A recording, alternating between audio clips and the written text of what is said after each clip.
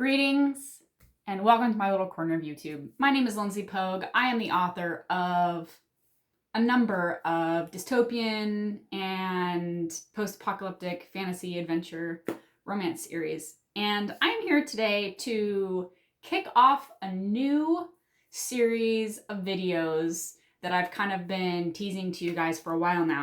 I've finally gotten my act together, and so I'm recording answers to your questions.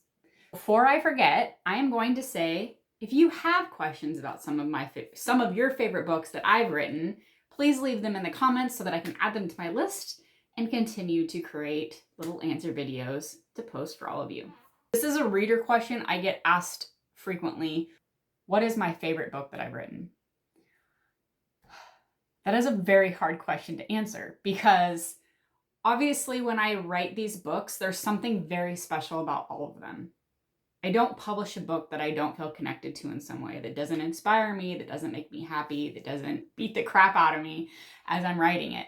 But there are a few that always come to mind. So this is one of 5 videos I'm going to be posting talking about my 5 favorite books to date out of the 30 that I have written and why they're my favorite. These are in no specific order. Today we're starting with this book, Untamed. It is it's book 5 in the Savage North Chronicles. Had to think about that for a long second. And I'm going to tell you a few reasons why Beau's journey in Untamed in the Savage North Chronicles is one of my 5 favorite stories to date. All right, so if you are not familiar with the Savage North Chronicles, there are going to be spoilers in this video. Also, a little tiny rundown. It is a 7-book series that takes place in a world called The Ending, and it's contemporary, it's survival, fantasy, science fiction. I say fantasy because there's some genetic engineering that happens. Some special things happen to those who survive the virus. And I will also mention that this series was written before COVID, so it is super trippy to go back and read it, having now lived through something that feels very similar in a lot of ways without the supernatural powers, obviously. Okay, so if you have read the series, you know that book 1 specifically, The Darkest Winter, which is also on my list, is dark. It's dark, it has a horror element to it, and it is the beginning of everything crumbling, everyone dying, getting sick, and this found family situation where 6 survivors, different ages, complete strangers, have to survive in the Arctic, in Alaska, together. And they're discovering these new horrible, well, they're not horrible abilities, but they're pretty horrifying, let's put it that way. And some of the people who have these abilities are not friends. They're not safe. And so there's a lot of self-discovery. There are a lot of horror elements, like I said.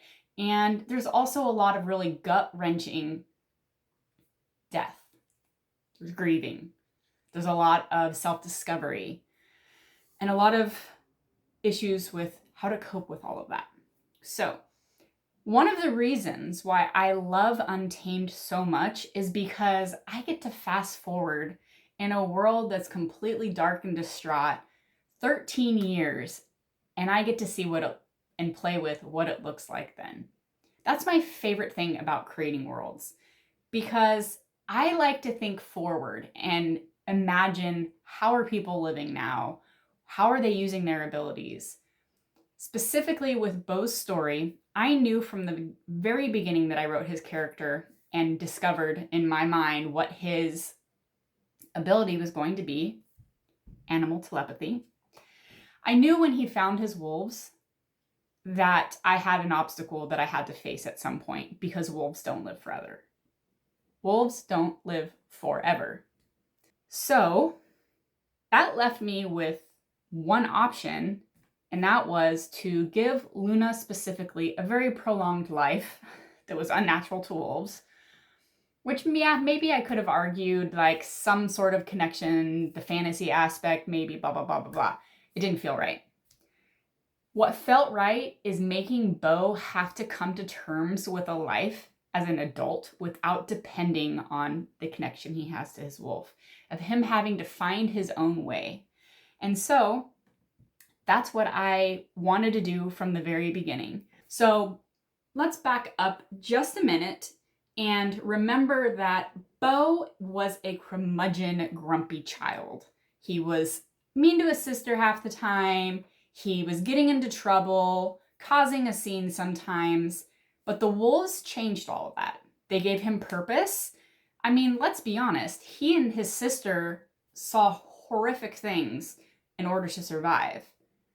And so in this new world that they are having to survive in, he is growing up, learning how to survive, has a new family, and there's a new family dynamic he has to find his place in. And the wolves give him a sense of being, of purpose, of light perhaps at the end of the tunnel, because he has friends. He has something to focus on. When everybody in your family has a special power, having the wolves, especially as you read through the series, is very helpful. And he becomes very obviously connected to these animals in a way that would be completely destroyed when the matriarch passes. So I really wanted to explore Bo on his own. I was so excited about the story just writing book 1, because I knew that Bo had to go on a journey to find it. And I knew that it would be in the future. So having him in the town that they've been living in for the past 4 books wouldn't necessarily be all that interesting. What I wanted to explore was life beyond and what that looked like. Much like the Ranskins, who live off the land, they were never infected by the virus. Bo eventually meets Ren and her people, which I found fascinating. I wanted to explore why they weren't infected, but also how they would feel about people who were. What was their experience? And that's why Ren is so fascinating to me and why I love her so much in this book. Her and Bo have a very similar outlook on life. They're sarcastic and they're bitter and they're both struggling to find themselves, and they both sacrifice a lot in the end as well. Bo he has always kind of thought that his life was so hard, right? Like, he was always struggling with his ability. Now his wolf is gone. And when he meets Ren, he really has to look at himself and he has to look at his experiences and compared to hers as he learns more about her and her family. And it really puts his life in perspective, especially as Ren's looking at him like, you have a pet that's a bear. Why do you push him away?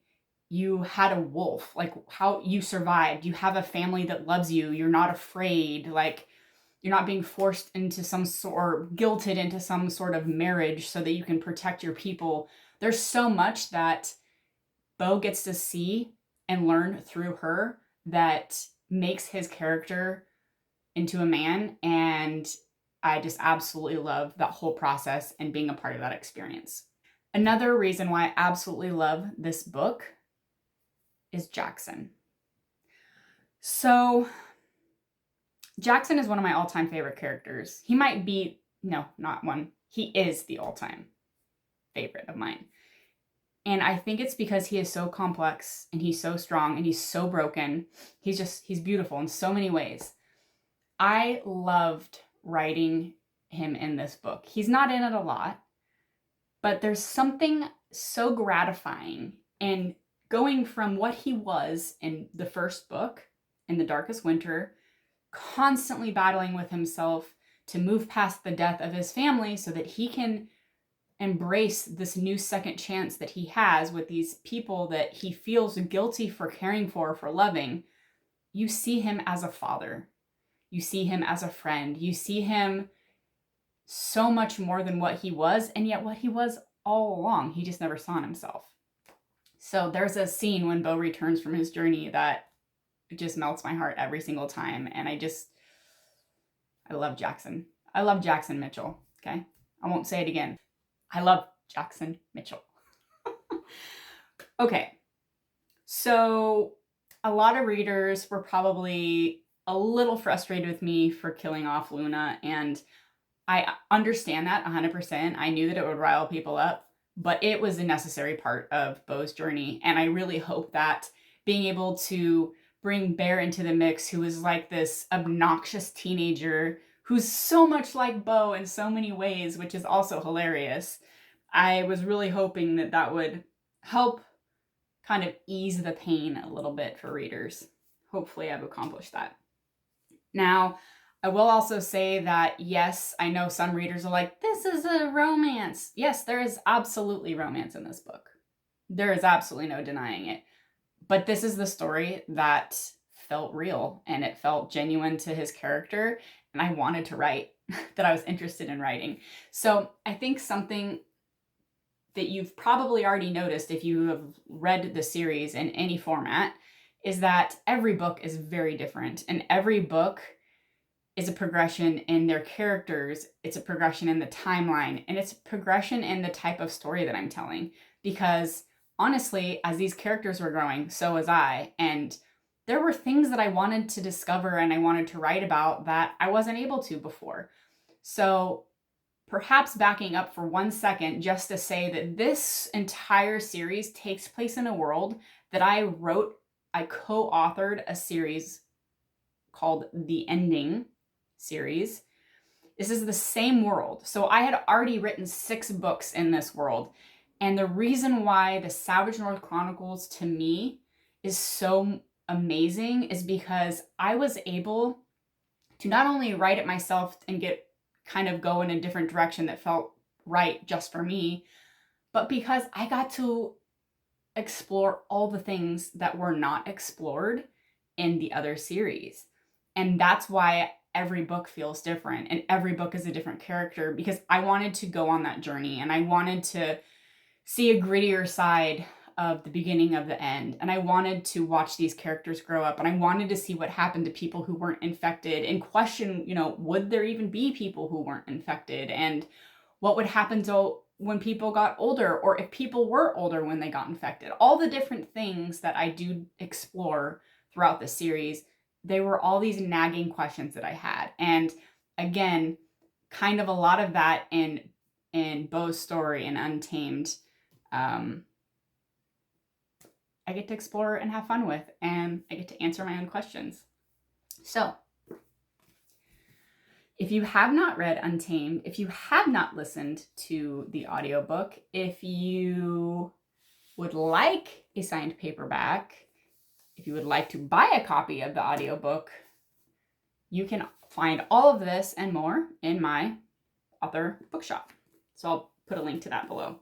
I will address one more thing, and that is that I know a lot of people have written in saying how much they love this audiobook, specifically because of the narrator.